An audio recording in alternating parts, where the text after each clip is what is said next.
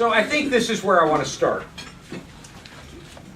Have you ever ridden in an Uber car or a Lyft car and it was perfect, but another time you ride and the driver wanted to talk your ear off and you weren't in the mood? Well, there's a company in France called BlaBlaCar. And this is a car service like Uber or Lyft, but for longer treks. So the average trek is 200 miles. And here's how you order your car. You want one blah if you want hello and I'll leave you alone. You want two blahs if you want to talk a little. And you want three blahs if you want a driver to talk to the whole way. Brilliant. So yesterday I wrote a blog post and I came up with, we need blah blah baseball, if you want to talk about baseball to the driver the whole time.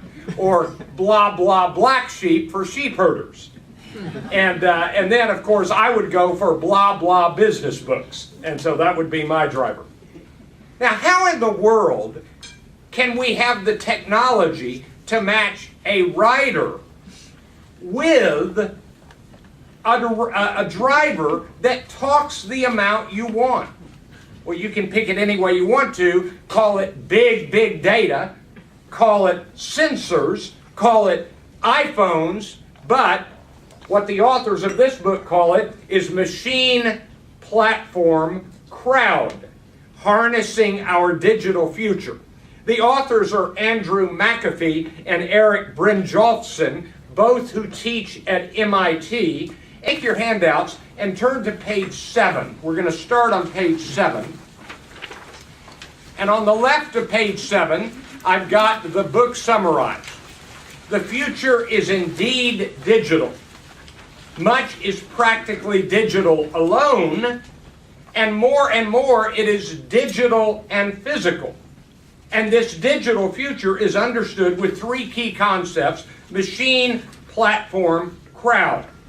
If you don't understand this, you will be truly behind and be ever more behind so very fast. Right. About the structure of the book, I'm at the top of page 7. Each chapter ends with a chapter summary and then some questions. And so if you were to go to Barnes & Noble and find this book and sit down for about 25 minutes and read the last 2 pages of each chapter, you would pretty much get the entire book. It is a very good structure. What will machines do? What will machines take over? Well, the standard view is that robots are best suited for work that is dull, dirty, and dangerous.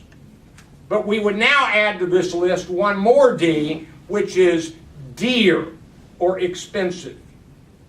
I don't have time to read you the key quotes and excerpts in the first few pages of the book. Let's go to the bottom, some lessons and takeaways.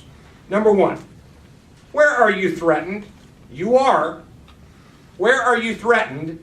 By true disruption. Figure that out. Disrupt yourself, as many books say. Number 5, really, you don't know enough. The people you can surround yourself with do not know enough. You need to tap into the crowd.